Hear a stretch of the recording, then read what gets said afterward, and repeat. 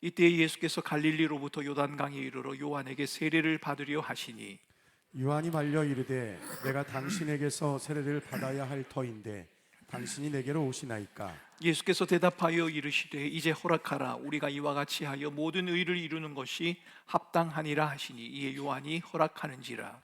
예수께서 세례를 받으시고 곧 물에서 올라오실새 하늘이 열리고 하나님의 성령이 비둘기같이 내려 자기 위에 임하심을 보시더니. 같이 읽겠습니다. 하늘로부터 소리가 있어 말씀하시되 이는 내 사랑하는 아들이요 내 기뻐하는 자라 하시니라. 아멘. 감사하신 하나님 아버지, 오늘도 주님의 말씀 앞으로 저희들을 부르시고 성령을 통하여 주의 말씀을 조명하여 풀어 가르쳐 주심을 주님 감사합니다. 우리의 스승 되신 예수 그리스도, 그분께서 우리를 위하여 행하신 크고 놀라운 일을 마음 가운데 다시 한번 기억하게 하여 주옵소서. 하나님, 모든 것을 스스로 주인이 되어 행사할 수 있을 것처럼, 행할 수 있을 것처럼 생각하는 저희들을 향해서 우리는 진정한 스승의 가르침을 받아야 할 자들임을 주님의 말씀을 통하여 다시 한번 깨닫게 하여 주시옵소서. 감사하며 예수님 이름으로 기도합니다. 아멘. 여러분, 야누스 코르차크라고 하는 폴란드의 저명한 소아과 의사가 있습니다. 교육자이기도 합니다. 그는 바르샤바에서 유대인 고아원을 운영하며 아이들을 위해서 평생을 바친 사람입니다. 1942년 나치 독일은 그 고아원 아이들에게 폴란드 바르샤바 북동쪽에서 약 80km 떨어져 있는 트레블린카라고 하는 죽음의 수용소로 이송하라라고 하는 명령을 내렸습니다. 그 당시 당국은 고아원의 아이들과 선생님들을 내놓는 조건으로 이 코르차크 선생님을 살려주겠다라고 제안을 했지만 코르차크는 그런 나치의 제안을 거절합니다. 그는 겁에 질린 아이들의 손을 직접 잡고 자, 우리 같이 소풍을 가자라고 말을 하며 함께 죽음의 수용소로 향하는 열차에 몸을 실었습니다. 코르차크 선생님에게는 살 수 있는 권리도 있었고 그럴 기회도 있었습니다. 그런데 그는 기꺼이 아이들이 선 줄에 함께 했습니다. 사람들은 서지 않아도 될 줄에 기꺼이 선 이 코르차크 선생님의 선택, 아이들과 죽음의 길을 택한 이 코르차크 선생님을 아이들의 친구 혹은 위대한 스승이라고 불렀습니다. 시대와 상황은 다르지만 우리는 오늘 본문에서 코르차크처럼 서지 않아도 될 줄에 서서 죄인들과 함께하는 또 한 분의 스승을 만나게 됩니다. 그는 소외되고 정죄당한 사람들, 나는 세례를 받지 않으면 살 수 없는 죄인입니다, 나는 하나님 앞에 나아갈 수 없는 자격 없는 사람입니다 라고 고백하는 자들의 줄에 서 있습니다. 자격 없는 자들이 줄에 서서 세례를 달라고 요청하는 예수님 앞에서 당황한 사람은 바로 세례를 베푸는 세례 요한이었습니다. 세례 요한이 이렇게 말하죠. 내가 당신에게 세례를 받아야 할 터인데 당신이 왜 내게로 나오십니까? 내가 어떻게 당신에게 세례를 줄 수 있겠습니까? 요한의 당황함 당연합니다. 세례는 죄인이 받는 것입니다. 스승이 제자에게 베푸는 것이지요. 거룩한 자가 속된 자에게 베푸는 예식인데 예수님은 지금 그 질서를 완전히 뒤집어 놓고 있습니다. 예수님의 세례는 메시아를 보내시겠다는 성경의 오랜 약속이 마침내 성취되는 순간이기도 합니다. 세례를 받은 후 하늘이 열리고 성령이 비둘기같이 임하셨으며 아버지 하나님의 음성이 울려 퍼지는 장면을 보면 그것을 알 수 있습니다. 이는 내 사랑하는 아들이요 내가 기뻐하는 자라. 예수님의 세례는 요단강에서 시작되었지만 그것은 멀지 않아 십자가 위에서 온 인류의 죄를 짊어지시고 심판을 온몸으로 받아내시는 그 날을 가리키고 있었습니다. 예수님은 15절에서 세례를 받아야 하는 이유에 대해서 이렇게 말씀하셨죠. 모든 의를 이루는 것이 합당하다. 여기서 의란 도덕적인 완전함을 의미하진 않습니다. 이것은 하나님이 다른 사람에게 요구하시는 것처럼 자신에게도 동일한 헌신과 순종을 요구하신다는 것을 공적으로 선언하는 행위입니다. 예수님은 세례를 통해 세례를 마땅히 받아야 하는 죄인들과 자기 자신을 지금 하나로 묶고 계신 겁니다. 이것은 우리와 똑같은 존재가 되시겠다는 동일시의 선언이요 우리의 삶에 찾아오심을 의미합니다. 코르차크 선생님이 아이들이 서 있는 죽음의 줄에 직접 걸어가신 것처럼 예수님은 죄인들의 자리에서 죄인들과 함께 서신 것입니다. 동일시, 그들의 삶에 참여한다는 것은 단순히 나도 너와 비슷한 처지야 라고 하는 공감의 표현 이상입니다. 그것은 상대방이 서 있는 바로 그 자리에, 그 상황과 그 입장 안으로 들어오셔서 그들의 언어로 그들의 자리에서 그들과 함께 하는 것을 의미합니다. 여러분, 제가 지난주 인터넷 뉴스에서 카페에서 벌어진 사건에 대해서 대한 기사를 읽었습니다. 어느 카페에 두 중년 어르신들이 들어갔습니다. 그래서 커피를 시켰는지 따뜻한 음료를 시킨 것 같습니다. 그런데 그 따뜻한 음료를 들고 온 종업원의 자세가 좀 의외였습니다. 종업원이 무릎을 꿇고 몸을 숙였습니다. 그리고는 마스크를 하고 있었는데요, 마스크를 벗고 수화를 하면서 자신의 입모양을 그 두 분에게 보여주기 시작했습니다. 수화와 입모양을 해서 한 말은 뜨거우니 조심해서 드세요 라는 것이었습니다. 아마 이 종업원은 그분들이 말을 하지 못하는 분이란 것을 알았던 것 같고, 그분들에게 조심하라는 말을 전하고 싶어서 어떻게든 그 수화, 뜨거우니 조심하세요 라고 하는 언어를 익혔던 것 같습니다. 여러분, 이것이 바로 죄인들의 자리에 죄인들과 함께 서신 주님의 모습과 비슷하지 않습니까?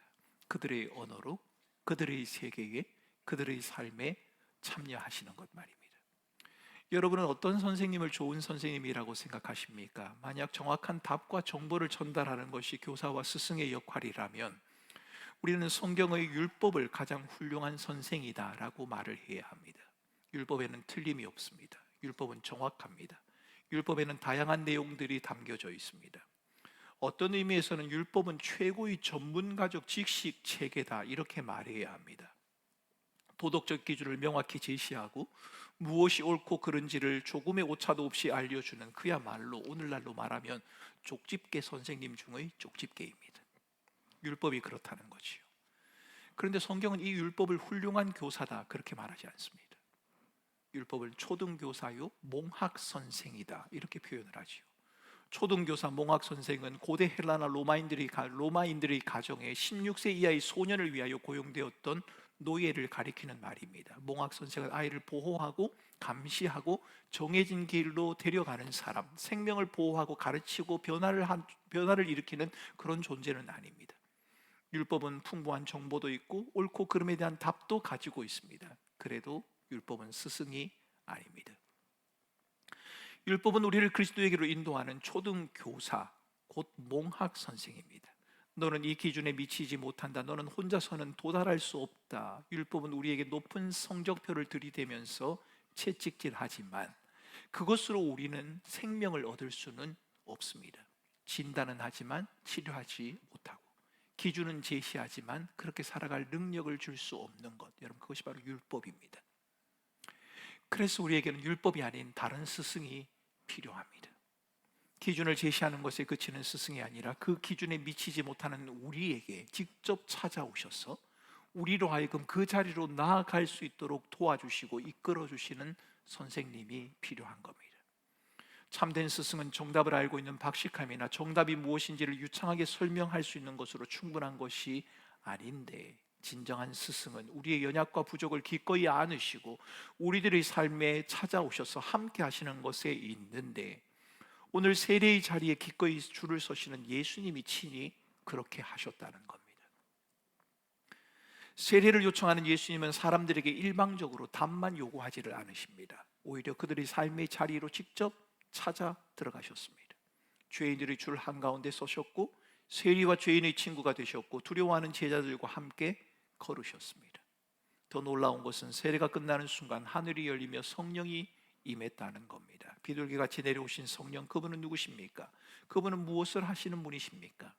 예수님은 제자들에게 진리의 성령이 오면 예수에 대해서 가르칠 것이다 라고 증언을 하셨습니다. 성령은 가르치는 분, 교사입니다.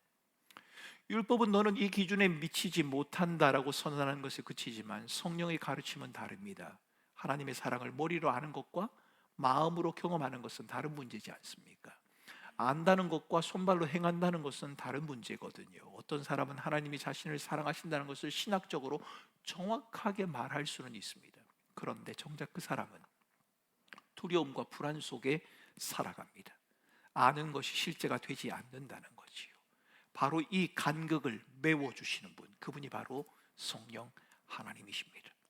예수 안에서 이미 받아들여졌다라는 복음의 진리를 머리에서 심장으로, 심장에서 우리의 두 손과 발로 옮겨주시는 그분, 그분이 바로 성령이십니다. 성령은 하나님의 말씀을 깨닫게 하십니다. 그 말씀을 실제 삶에 따르게 하시지요. 단순히 우리를 감정적으로 몰아가시는 것이 아니라 우리에게 하나님에 대한 믿음을 주시고 하나님의 선하심에 대하여 신뢰하게 하고, 그리고 우리로 하여금 순종할 수 있도록 이끌어 주시는 분, 그분이 바로 우리의 교사 되신, 우리의 스승 되신 성령 하나님이십니다. 코르차크 선생님이 아이들의 손을 잡고 그 절망의 자리로 걸어 들어간 것처럼 예수님은 죄인의 줄에 서셨고 성령은 지금 여러분의 자리로 들어오십니다. 여러분, 이것이 바로 예수님의 세례 장면에서 우리가 볼 수 있는 내용입니다. 지난 금요 기도회에서 고신대학교 기독교 교육학과 이현철 교수가 말씀을 전했습니다. 방해원 워크숍이 있어서 저는 강원도에 가 있었고요. 워크숍을 마친 후에 밤에 제가 영상을 통해서 다시 시청을 했습니다만, 이 교수는 오늘 우리 교회 학교의 현실을 실증적인 조사와 연구를 통해 진단하고 있는 분입니다. 그분이 지적하고 있는 내용은 우리에게 시사하는 바가 적지 않습니다. 이 교수의 연구에 따르면 오늘 우리 교회 학교 아이들 가운데 상당수가 교회로부터 어떤 영향력도 기대하지 않는다는 겁니다. 교회를 다니면 내 삶에 변화가 있겠다던가, 아니면 교회가 내 삶의 결정에 영향을 준다던가, 아이들은 그렇게 생각하지 않는답니다. 교회에서 무언가를 배우고 교회가 자신의 삶을 변화시킬 것이라는 기대, 여러분, 아이들은 잃어버렸답니다. 문제는 아이들만이 아닙니다. 교사도 학부모도 마찬가지입니다. 이 아이가 신앙 안에서 자랄 수 있을까라고 하는 기대, 부모도 교사도 잃어버렸습니다. 자격지심과 패배감 속에서 그 자리를 지키는 교사들, 부모들이 적지 않다. 여러분, 이 교수의 연구 결과가 아니라도 오늘날 교사로 산다는 것이 만만치 않다는 것, 여러분 모두 다 동의하실 겁니다. 정성껏 가르치다가 오히려 상처를 받고 아이를 훈육하려 하면 학부모에게 항의 전화를 받는 교사들 적지 않습니다. 여러분, 언젠가 제가 인터넷 기사를 보니까요, 아파트 바로 아래에 아마 어린이집이 있었던 모양입니다. 엄마가 베란다에서 이렇게 보는데 놀이터에서 다른 애들이 다 잘 놀고 있는데 자기 아이 혼자만 저기 우두커니 서 있었던 모양입니다. 바로 전화를 했습니다. 왜 우리 아이가 혼자 왕따를 당합니까? 라고 말입니다. 마음은 이해합니다만 조금 지나치다는 생각은 좀 듭니다. 과잉보호라는 이름 아래 부모가 아이의 모든 불편을 차단하려고 합니다. 부모들은 아이들의 조그마한 불편함도 견디지를 못합니다. 교사는 아이를 가르칠 공간조차 소유할 수가 없게 되지요. 교회 학교라고 해서 완전히 다르다, 여러분 이렇게 말할 수 있을까요? 교회 학교 교사들도 비슷한 어려움을 겪습니다. 아이를 사랑해서 정말 이 아이가 신앙 안에서 자라길 바라는 마음으로 그 자리를 지키는데, 때로는 부모로부터 왜 우리 아이에게 그런 말을 했느냐, 왜 그런 행동을 하느냐, 왜 그렇게밖에 하지 못하느냐라는 항의를 받기도 합니다. 저는 시대와 상황은 다르지만 코르차크 선생님 이야기에서 줄을 서 있는 아이들과 세례 요한 앞에서 세례를 받기 위해 줄을 서 있는 이 모습이 오늘 우리의 교육 현장과 닮았다라는 생각을 합니다. 오늘 우리 아이들도 줄을 서 있습니다. 그런데 그 줄의 이름은 경쟁과 서열이라는 이름입니다. 베데스다 연못과도 비슷하지요. 살만한 세상이라고 하지만 실제로는 먼저 들어가야 합니다. 그래서 서로를 경쟁자로 대하는 무한 경쟁의 장에서 줄을 섭니다. 교회도 다르지 않습니다. 겉으로는 은혜, 사역, 열심을 말하지만 실제로는 다른 사람과 나를 끊임없이 비교하지 않습니까? 봉사, 헌신, 영적 성숙, 교회 다니는 연수를 두고 서로를 의식하고 비교하면, 그래서 마음이 작아지거나 반대로 우쭐해지는 경우 여러분 있지 않던가요? 문제는 아이들이 경험하는 비교와 경쟁이 교사나 부모를 통해서도 은근하면서도 강하게 나타난다는 데 있습니다. 겉으로는 관심, 책임, 사랑처럼 보이지만 실제로는 우리 아이가 더 앞서야 하고 우리 반이 더 잘해야 한다는 압박감으로 흘러가 버리기가 쉽습니다. 서열과 경쟁을 앞세워 줄 서는 일에 지쳐있는 아이들, 삶의 진정한 의미와 목적을 상실해버린 아이들의 고통, 그것을 외면해버리거나 무시해버리고, 그래도 줄만 잘 서면, 남들보다 앞서기만 하면 지금의 고통과 아픔쯤은 아무것도 아니라고 말하면서 조금만 더 참고 견디라고, 다 그런 거라고 아이들을 억눌러 버리는 잘못, 여러분 우리들이 범하고 있지 않습니까? 부모와 교사는 아이들의 줄을 뒤에서 조정하고 서열을 정하는 사람이 아닙니다. 아이들이 서 있는 그 고단하고 외로운 자리에 기꺼이 함께 서 있는 자, 여러분, 그들이 바로 교사요 부모여야 합니다. 오늘 본문을 다시 보십시오. 예수님은 그저 죄인들의 줄 끝에 묵묵히 함께 서 계셨을 뿐입니다. 그 위대한 동일시가, 그 눈물겨운 함께 있음이 마침내 사람들의 완악한 마음을 깨뜨리고 변화시키는 출발점이었다는 말입니다. 아이가 내 설명을 건성으로 흘려 듣는 것 같습니다. 요즘 교회 학교 교사들이 제게 그런 이야기들을 잘합니다. 그 말 들으면서 좀 이해는 되더라고요. 왜냐하면 제가 창원에 있을 때 중등부 아이들 설교를 하러 한번 간 적이 있습니다. 열심히 설교를 하는데 아무도 고개를 안 들어서 제가 얘들아 고개를 좀 들어라라고 했더니 애들이 목사님 다 듣고 있어요. 그냥 말하세요. 이렇게 하더라고요. 그래서 이게 아이들이 듣는 방식이구나. 그래 됐다. 그냥 고개 숙이고 들어라라고 그냥 설교만 하고 나온 적이 있습니다.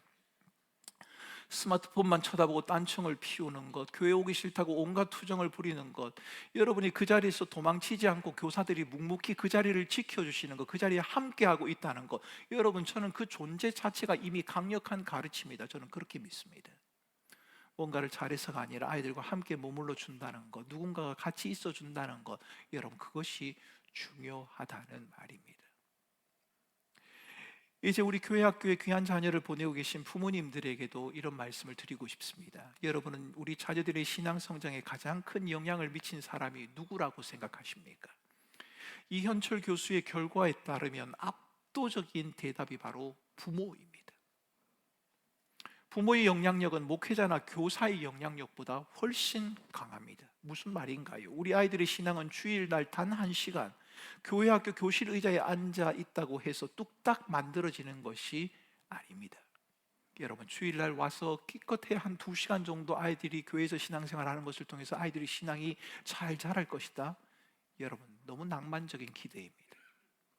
그래서 여러분, 교회도 주중 프로그램을 도입하고 어떻게 하면 주중에 아이들을 양육하고 돌아볼 수 있을까를 고민하고 있고, 어떻게 하면 주중에 아이들이 교회에 머물며 신앙생활을 잘하고 이 세상 속에서 거룩한 그리스도인으로 살아가게 할 수 있을까를 고민하고 있습니다.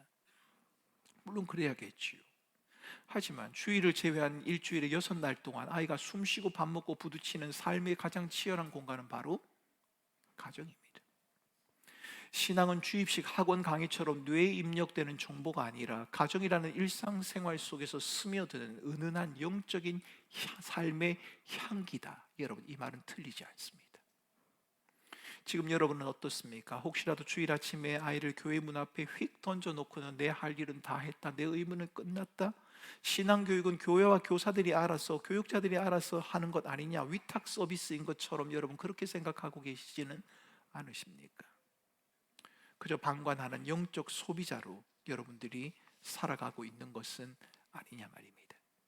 부모가 가정에서 먼저 자녀의 영혼을 위해 눈물로 침상을 적시고 삶의 위기 속에서도 하나님을 전적으로 신뢰하는 신실한 삶의 궤적을 보여줄 때 비로소 주일날 교회 학교 교사들의 작은 가르침이 그 든든한 토대 위에 아름다운 집으로 세워지는 법인데, 많은 부모님들이 그렇게 생각하지 않는 것 같단 말입니다.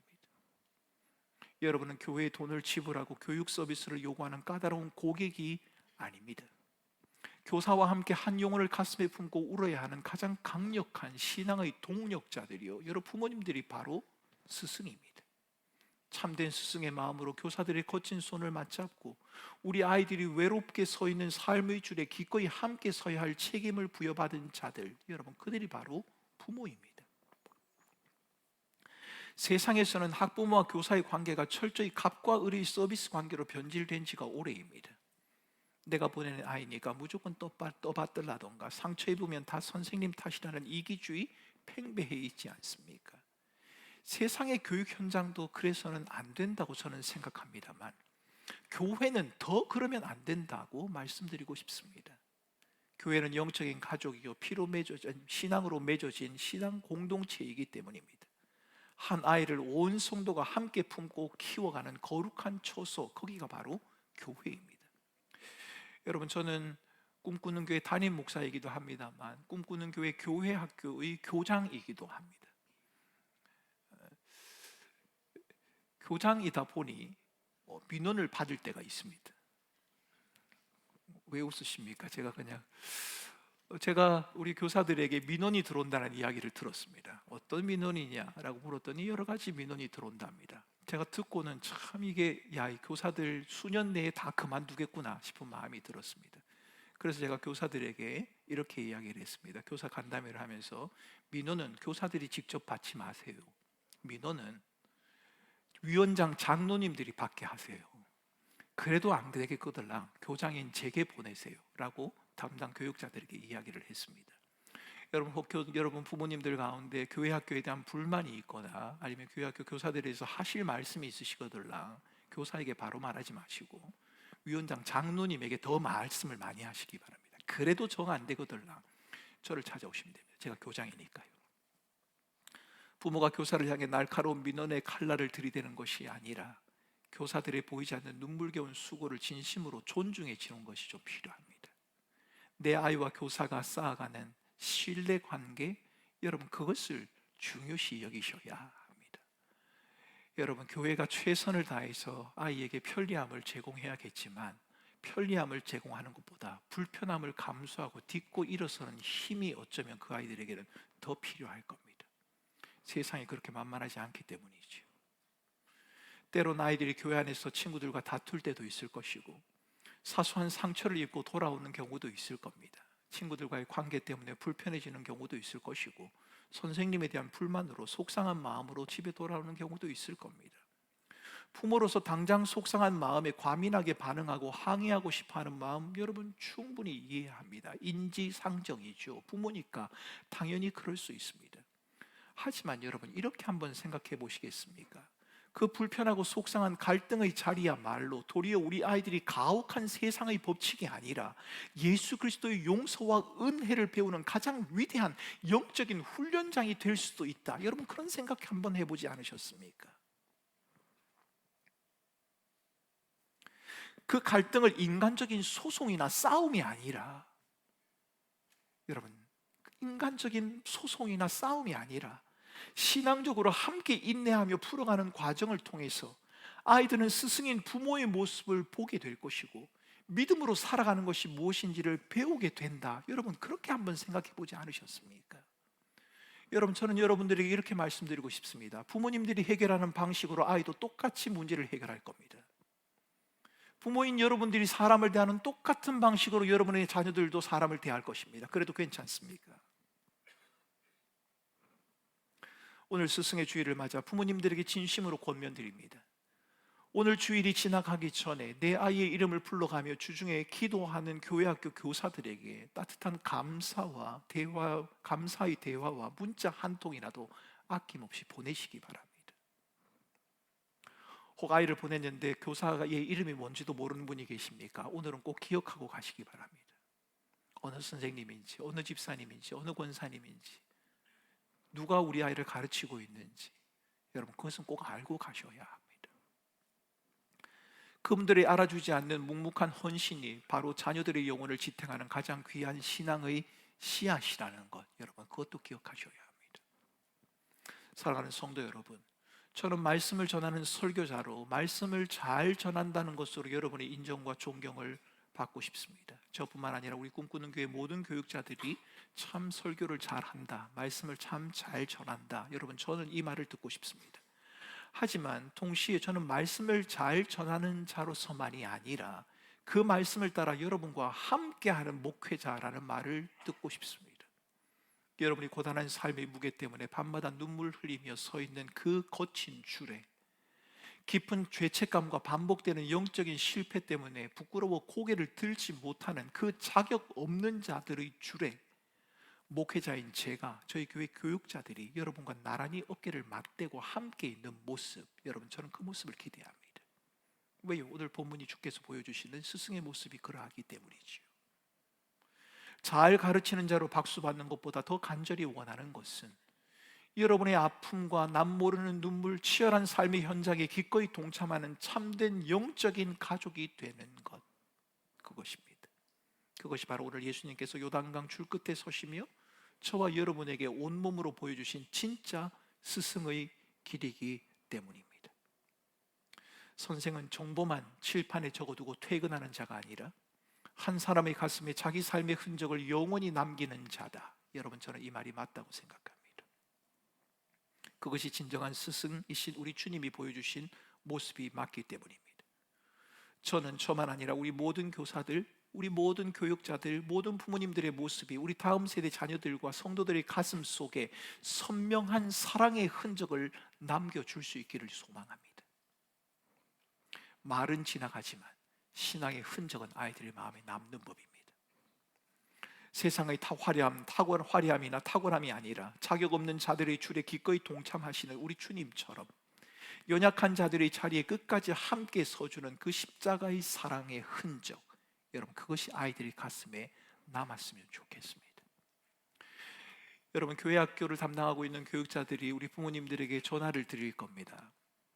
저희 교회에 등록되어 있는 모든 부모님들은 좀 시간 차이는 있겠지만 전화 한 번쯤은 다 받으실 겁니다. 저희 교회에 등록해서 다니는 아이들도 그렇고, 저희 교회가 아닌 다른 교회를 다니는 아이들도 그렇고, 교회를 다니지 않는 아이들도 그렇고, 일단 저희 교회에 등록되어 있는 웹교적상에 등록되어 있는 모든 교육기관 가정에 대해서 저희 교육자들이 아마 연락을 하게 될 겁니다.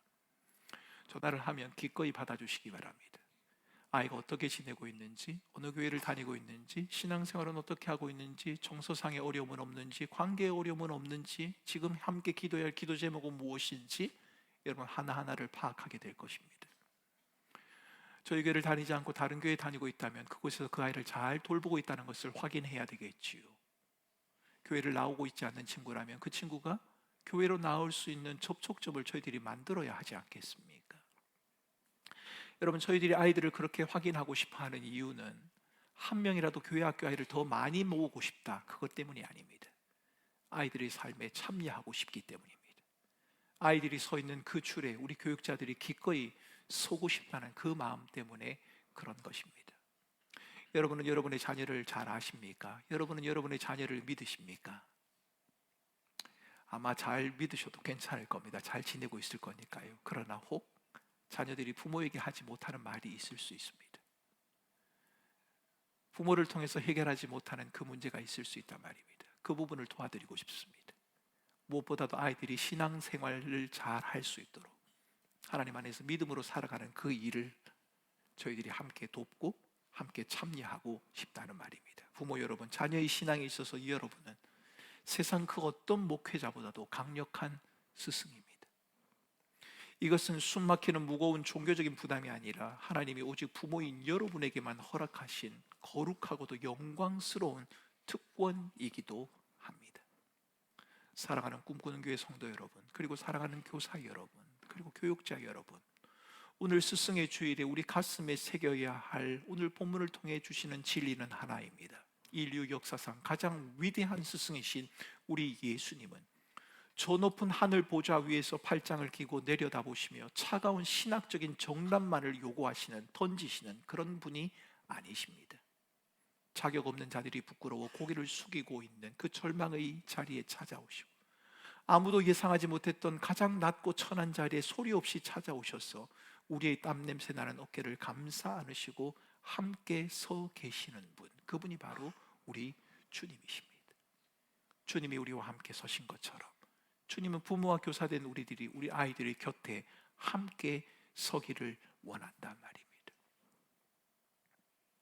그분이 굳이 서지 않아도 될 그 저주받는 죄인의 줄에 대신 서 주셨기 때문에 자격 없는 우리가 오늘 새로운 삶을 살아갈 수 있는 겁니다. 부모로서, 교사로서, 스승으로서 부족한 게 너무 많지만 그래도 또다시 오늘을 시작할 수 있는 그 이유는 그분이 굳이 서지 않아도 되는 그 죄인의 줄에 기꺼이 찾아오셔서 우리 대신 서 주셔서 우리와 함께 하시고 우리의 걸음을 인도하시기 때문입니다.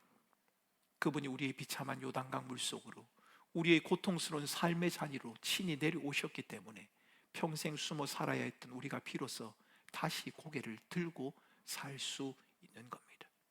부족하지만, 연약하지만, 마음먹은 대로 잘 되진 않지만, 그래서 실망하고 낙심될 때도 있지만, 우리가 자격 없는 우리를 찾아오셔서 기꺼이 우리 줄에 서 있는 주님을 의지하는 것처럼 우리 자녀들이, 여러분, 우리 부모와 교사들을 의지하고 신뢰하며 함께 한다는 그 믿음으로 살아갈 수 있도록 해줘야 하지 않겠습니까?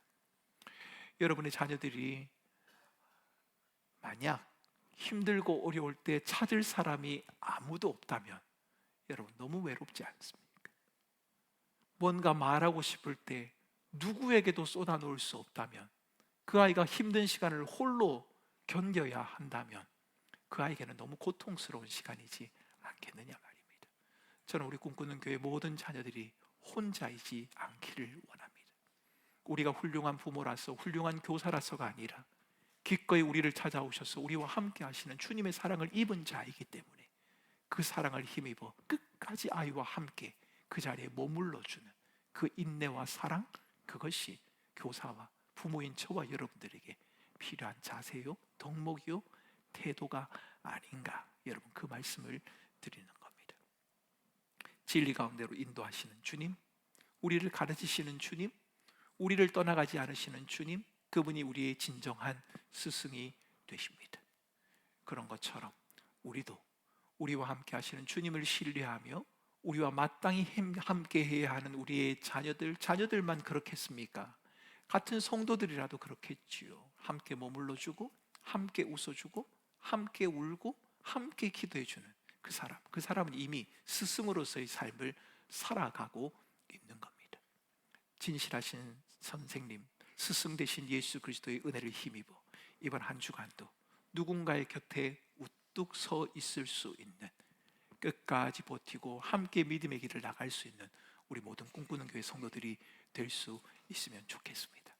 그래서 언젠가 우리 자녀들이 또 누군가의 곁에 서서 그들의 삶을 지탱하고 격려하고 도와주고 세워주는 그 모습을 우리가 볼 수 있으면 좋겠습니다. 하나님의 크신 은혜와 사랑이 이번 한 주간도 우리 사랑하는 성도들의 삶을 이끌어 가시기를 주님의 이름으로 축원합니다.